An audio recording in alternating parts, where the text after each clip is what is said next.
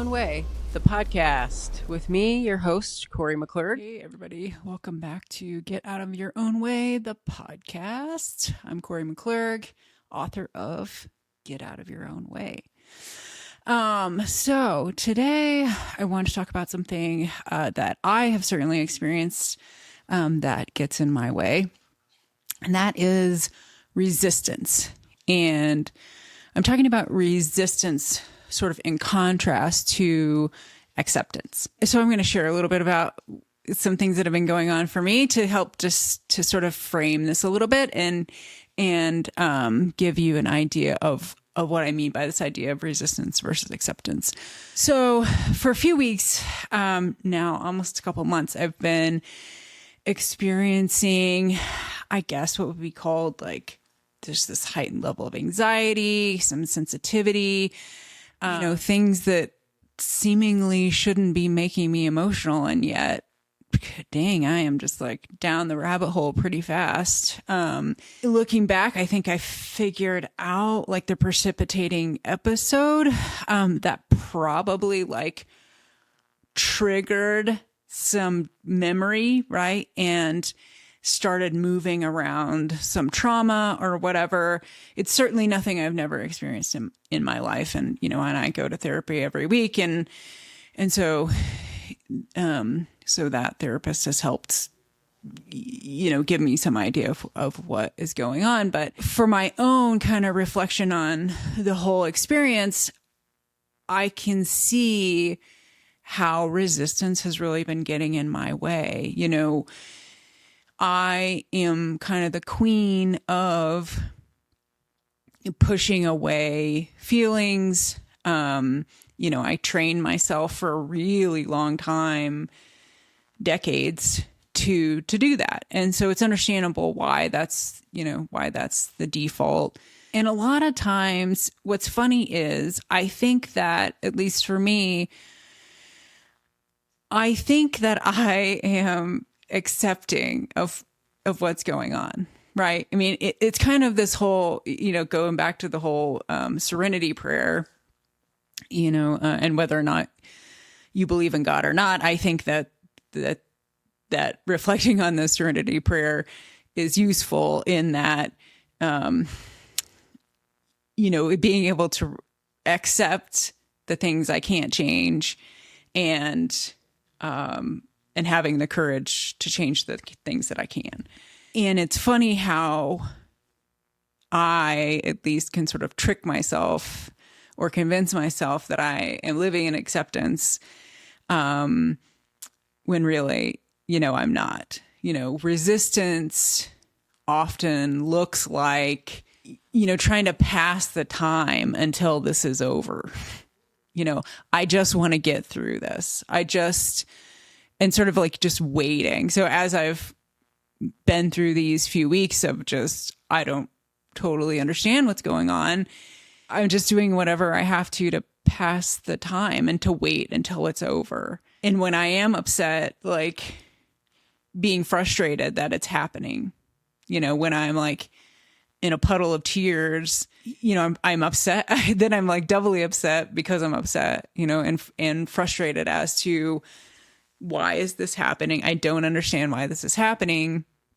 And just judging the whole experience. I mean, I think that's probably the quintessential characteristic of resistance is this heavy judgment on it. It's safe to say that you're probably not going to, or it's going to take a really long time to get through something that you're constantly judging. And I can certainly empathize. I do this all the time. I feel tired. I feel exhausted in this inquiry of curiosity, but I think part of the exhaustion comes from it's not like a pure curiosity. It's this constant judgment of, where is this coming from? Why is this happening? And it's this like tinged with emotion, tinged with this judgment, instead of what I think true acceptance look like is okay, this is happening. I don't necessarily understand it, and that's okay. It will come, right? Something will come where it will either get better or I'll understand it better. But this constant like forcing because I don't like this, I'm mad that it's happening. I constantly feel like I have to fix this right now. That's resistance, right? That's resistance to what's happening. That's not acceptance of what's happening.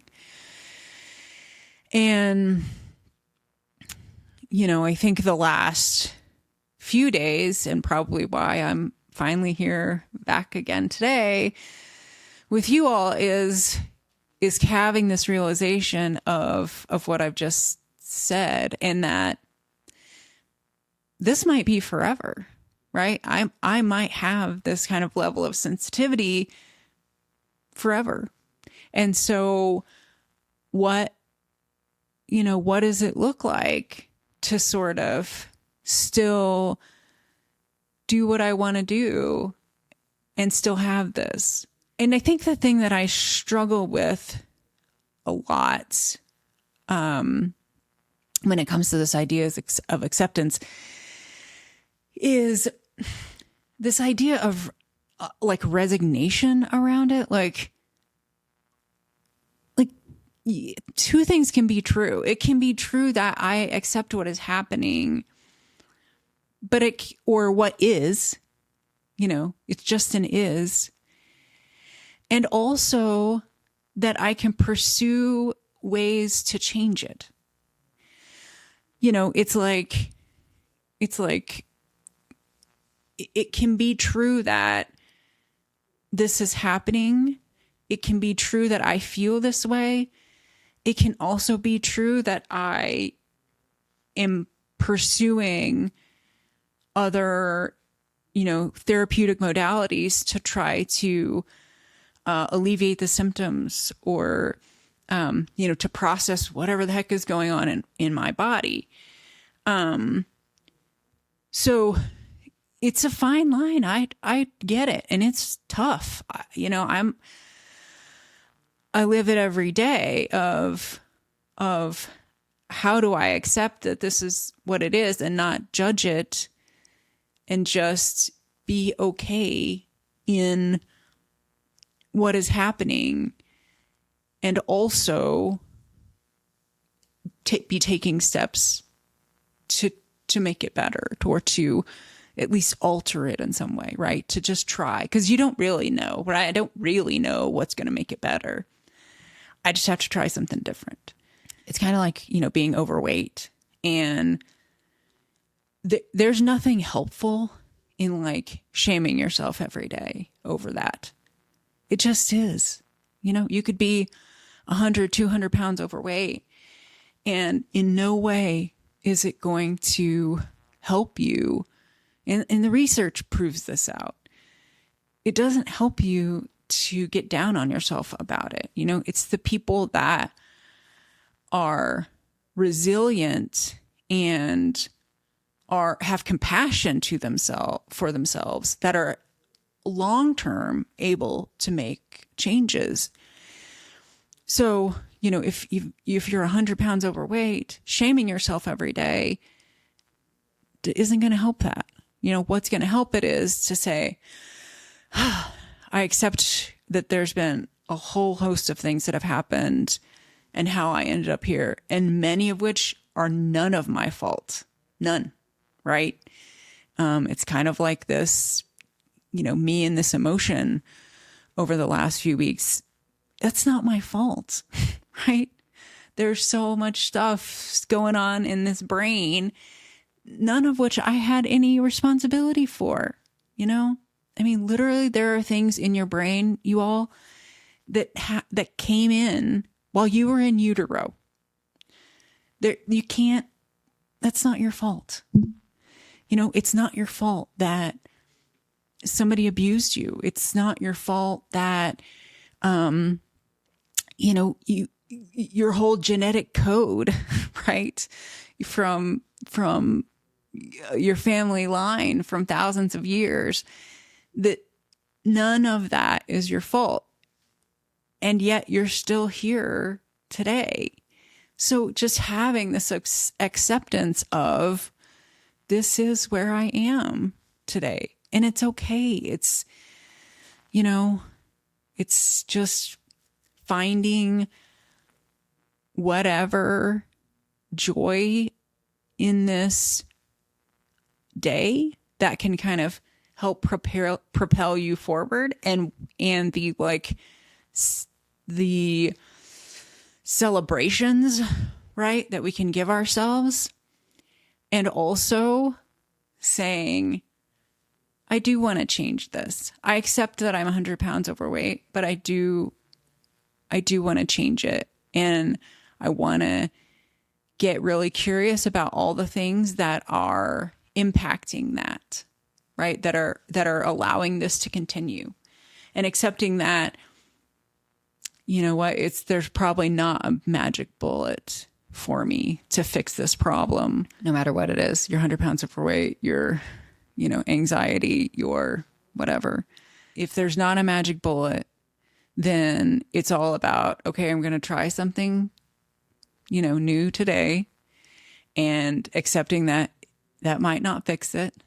It might here's the hardest part, probably. There might not be a magic bullet, but there might be several little things that make improvements. Play with my dog for 5 minutes. And then that made me feel better. That got me out of my negative spiral. And then if I, practice piano for 15 minutes, or if, I ate 3 vegetables today, right? Certainly your 3 vegetables are not necessarily the magic bullet in losing 100 pounds. But it's a great start. And if you celebrate that great start every time you do it, right? Every time I ate another vegetable today, I did another thing that got me out of whatever, shame spiral I was in. Celebrating that and letting that be our discipline, right? That's the direction that I feel like we need to move in. And, the hardest part, like I said, is this I feel like if we get the resistance out of the way, if we move toward acceptance, then it's a little bit of the domino effect, right? The hardest part is that acceptance and recognizing what resistance looks like. That, resistance takes these so many forms. I shouldn't be feeling this way.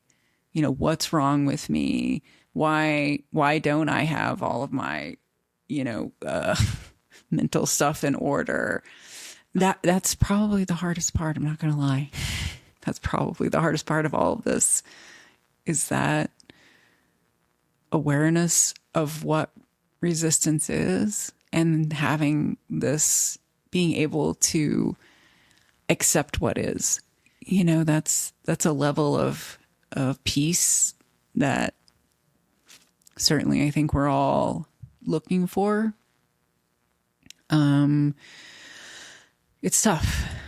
I'm not going to lie, but that's probably really a first step. And I did talk about it a little bit in the book about, that awareness is the key, and that, just pushing things away like we so often do.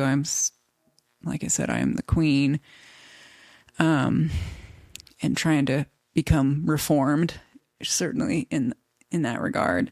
But yeah, just, after that, there's so many things to do, using the ACT technique, awareness, clarity, turnaround, which I've talked about before. Using the work is certainly helpful. But I think the thing I want to emphasize today is that it's almost like that pre-step. It's that before you can employ those techniques, it's like this, it's this accepting, this is the way I feel. Do I want to change it? Yeah. But I have to have some level of awareness and acceptance that that is what is happening before I can work on changing it. Also, this acceptance that the first thing I try might not fix it.